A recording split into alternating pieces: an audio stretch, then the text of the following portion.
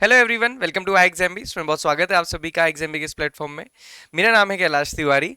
सिडबी का नोटिफिकेशन आया है। एक बहुत अच्छी अपॉर्चुनिटी है उन स्टूडेंट्स के लिए जो भी इसके लिए एलिजिबल होंगे, क्योंकि यहाँ पे आप देखेंगे सिडबी ने बहुत सारे चेंजेस किए रिक्रूटमेंट की एलिजिबिलिटी से लेके एग्जामिनेशन पैटर्न तक। एलिजिबिलिटी में बात करेंगे तो उनको बहुत स्पेसिफिक है कि हमें ऐसे ही कैंडिडेट चाहिए। तो इसीलिए मैं हमेशा कहता हूँ कि आप अपनी ग्रेजुएशन के बाद कुछ ना कुछ ज़रूर करते रहिए। आपको नहीं पता कल कहाँ पे कैसे आपकी वैल्यू बढ़ जाएगी। अभी एलिजिबिलिटी में हम ये सारी चीज़ें देखेंगे। सबसे अच्छी बात क्या है, सिडबी आप सभी को पता है एक ऑल इंडिया फाइनेंशियल इंस्टीट्यूशन है, AIFI हम जिसको बोलते हैं। स्पेशलाइज्ड फाइनेंशियल इंस्टीट्यूशन है रिलेटेड टू MSME, तो वो सिडबी है। यहाँ पे अगर आप देखेंगे वेबसाइट में जाएंगे, आप करियर्स में जाइएगा, आपको दिख जाएगा। मैं यहाँ सीधे आपको नोटिफिकेशन दिखाता हूँ। दिस इज द नोटिफिकेशन जो आज ही आया है। तो आप देख सकते हैं recruitment of officer in grade A as well as in grade B, तो दोनों में है। और अगर आप देखेंगे एग्जामिनेशन पैटर्न बहुत हद तक इन्होंने नाबार्ड की तरह कर दिया है, बट कुछ चेंजेस है। मतलब जो हम कह सकते हैं कि किसके तरह किया है, किसको कॉपी किया है, वो नाबार्ड का है, क्योंकि जो फेज 2 एग्जामिनेशन है ऑब्जेक्टिव प्लस डिस्क्रिप्टिव, उसके बेसिस पे। ओके, सो आप देखिए सिडबी का ये इंपॉर्टेंट डेट। सबसे अच्छी बात है यहाँ पे इन्होंने सारी डेट्स बता दी हैं। Opening of online registration November 8, उसके बाद आप देखिए closing December 2। Okay, online examination की डेट 22 दिसंबर। सबसे अच्छी बात है कि दोस्तों आपके पास एग्जामिनेशन डेट है, तो आपको भी पता चल गया कि आपके पास लगभग लगभग 1.5 महीना बचा हुआ है। उसके बाद आप देखिए जनवरी 19 को मेंस एग्जामिनेशन होगा और जो इसका इंटरव्यू होगा फरवरी में होगा। तो ये काफ़ी अच्छी अपॉर्चुनिटी है। टाइम भी अभी है, ऐसा नहीं है कि बिल्कुल ही नहीं प्रिपेयर कर सकते। MSME क्या है, कैसे सेटअप हुआ है, ये सब कुछ यहाँ पे आप देख सकते हैं। अब हम सीधे इसके मिशन वगैरह छोड़ें, अगर सीधे वैकेंसीज और सैलरी की बात करें, आप यहाँ पे देखिए ग्रेड ए के लिए, ग्रेड ए में सबसे पहले अगर हम सैलरी की बात करें, ग्रेड ए की जो सैलरी है वो कितनी है, 1 लाख अप्रॉक्स। मतलब आप ये देखिए कि 1 लाख अप्रॉक्स ये सैलरी रहने वाली है, क्योंकि 44,500 का ग्रेड पे होता है। और मैं एक चीज़ और बता दूं दोस्तों, ये सैलरी अभी आपकी ज्वाइनिंग तक 10 से 15 हज़ार रुपये इन हैंड बढ़ जाएगी, क्योंकि यहाँ पे अभी जो वेज सेटलमेंट है वो नहीं हुआ है। तो ये एक अच्छी अपॉर्चुनिटी है और अच्छी सैलरी के साथ है। इसके अलावा अलाउंसेस डिफरेंट होते हैं, बहुत सारे अलाउंसेस यहाँ पे रहते हैं। स्ट्रीम आप देखेंगे, जनरल स्ट्रीम में 50 वैकेंसीज हैं, ये बाइफर्केशन है। जर्नलिस्ट जनरल कैटेगरी के लिए जर्नलिस्ट स्ट्रीम में 23 हैं। ग्रेड बी एक लेवल ऊपर आप देखेंगे तो यहाँ पे जो इन हैंड सैलरी है वो कितनी है, मतलब जो टोटल सैलरी वो कितनी, 1,15,000 अप्रॉक्स प्लस अलाउंसेस। और अगेन यहाँ पे भी 20 से 25,000 तक का इंक्रीज होगा, क्योंकि बाइपेटाइट सेटलमेंट नहीं हुआ है।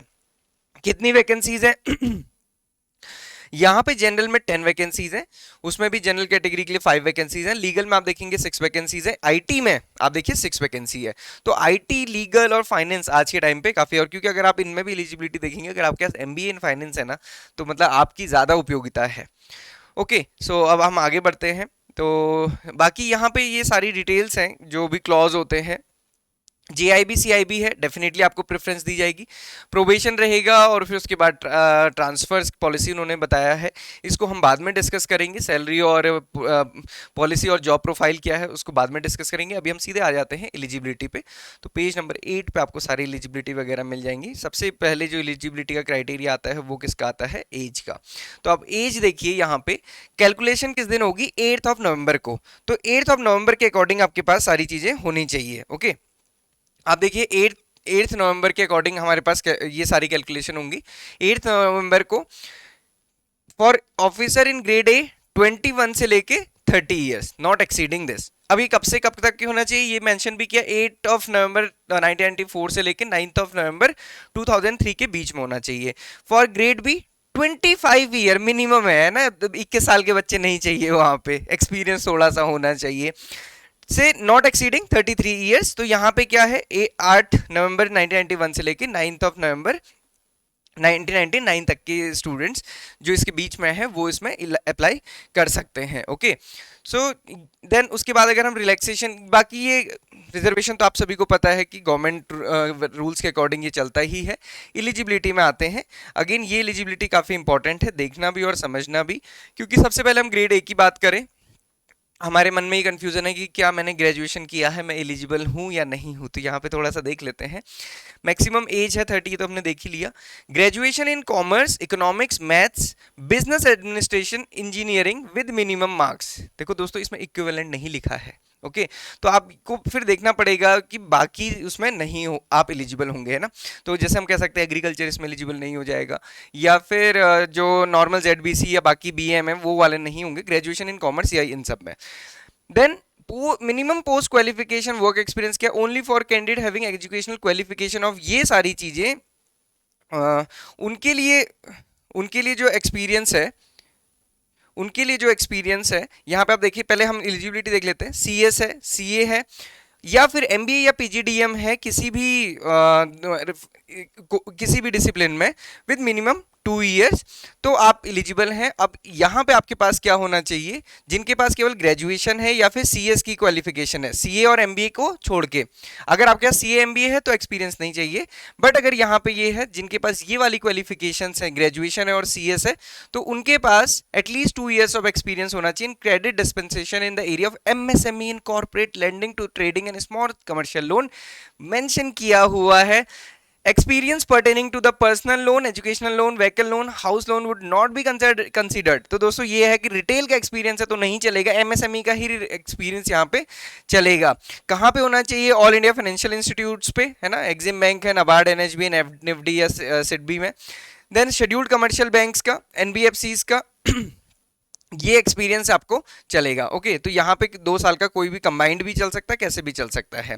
Okay, candidate having at least 2 year experience core functioning इन, यहाँ पे आप देखें SEBI, ARC and subsidiary of the scheduled commercial bank dealing in the MSME segment, project management, ये सारी चीजें भी यहाँ पे चलेंगी। तो अब आप यहाँ पे ये एलिजिबिलिटी वाले क्राइटेरिया को थोड़ा सा और अच्छे से देख लीजिएगा, क्योंकि क्या है यहाँ पे बहुत स्पेसिफिक रखी है।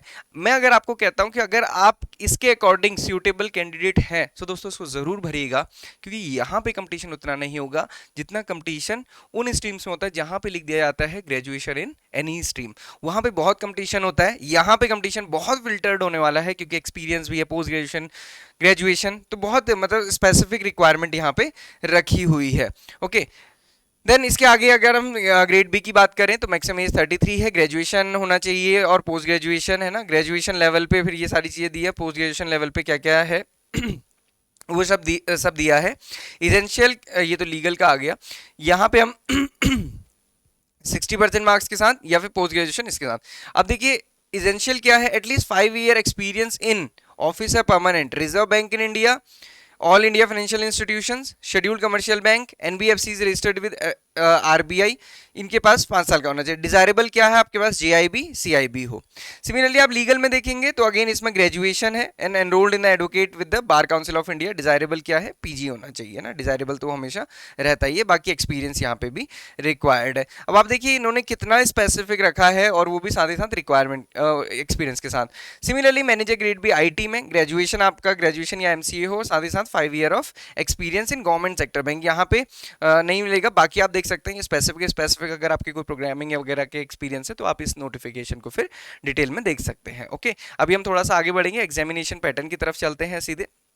जॉब प्रोफाइल क्या है, क्या काम करने होंगे, वो सब कुछ यहाँ पे लिया है। बेसिकली आपको ये समझना है कि क्योंकि सिडबी का एम क्या है, एमएसएमई को प्रमोट करना है, एमएसएमई के लिए काम करना, तो सारा का काम इसी के इर्द गिर्द होने वाला है। ओके, तो बाकी इसको थोड़ा सा हम बाद में देखेंगे। अब हम आ जाते हैं एग्जामिनेशन पैटर्न की तरफ। एग्जामिनेशन पैटर्न कैसा है, एग्जामिनेशन पैटर्न है 3 फेज में इसका एग्जामिनेशन होगा, prelims, mains and then interview, और उसके बाद साइकोमेट्रिक टेस्ट भी होगा। तो ये सारे इसमें रहने वाले हैं। सिलेक्शन प्रोसीजर में अगर आप देखेंगे 3 stage process, phase 1 online screening, उसमें 7 सेक्शंस होंगे 200 मार्क्स के। Phase 2 online examination consist of 2 papers, paper 1 descriptive English, paper 2 generalist या फिर सब्जेक्ट बेस्ड, वो भी कैसा है, ऑब्जेक्टिव प्लस डिस्क्रिप्टिव वो बताएंगे, प्लस इंटरव्यू जिसका 25% mark, which shall be interview which shall be include 25% marks of notable achievement in extra curricular activities, award, recognition in service, subject to the submission of documentary evidence.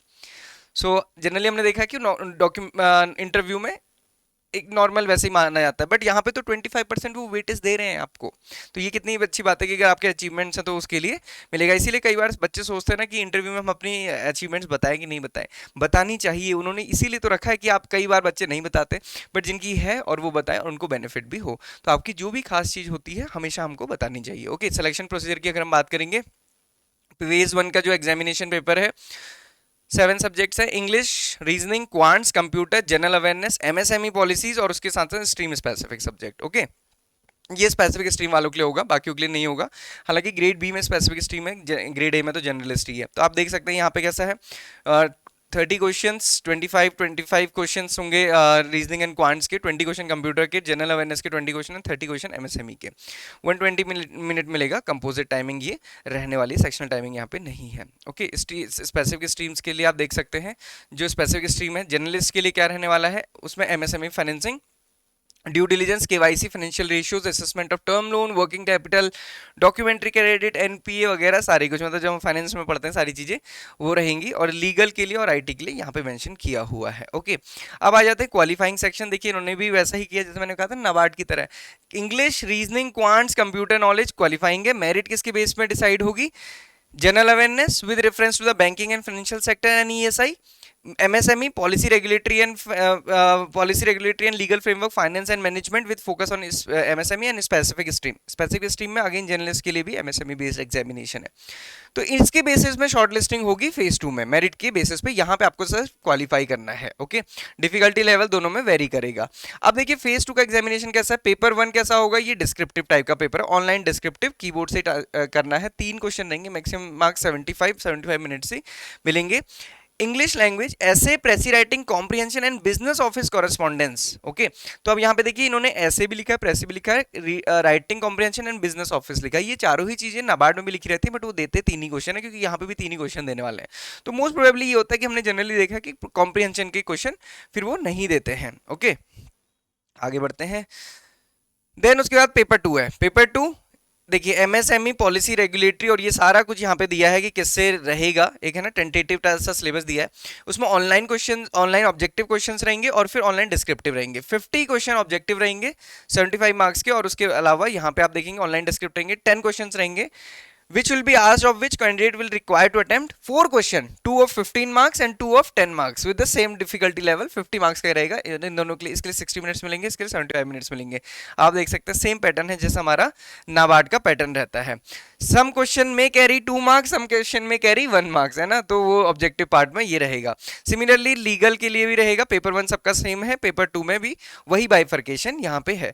सो दोस्तों ये पूरे उससे अगर आप देखेंगे नेगेटिव मार्किंग भी है, सारी कुछ चीजें हैं यहाँ पे आप देख सकते हैं। बाकी इसको हम डिटेल में फिर डिस्कस करेंगे।